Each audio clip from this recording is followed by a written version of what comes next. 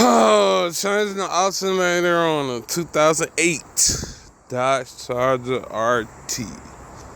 What the fuck, Chrysler? What the fuck? Anyway, had to fight with the old one and get the old one out. Now I gotta fight this one back in there. But once I fight it back in there, the install process should be as simple as pie. Just gotta fight it back up in there. WTF, Chrysler, bro. I mean, whoo. Glad I'm a GMC owner. Boy, Mopar, boy.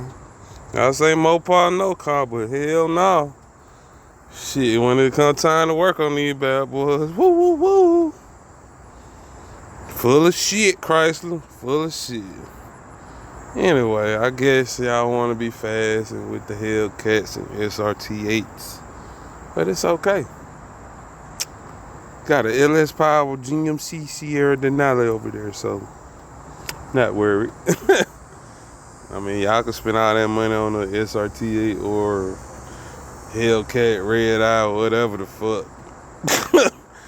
But guess what?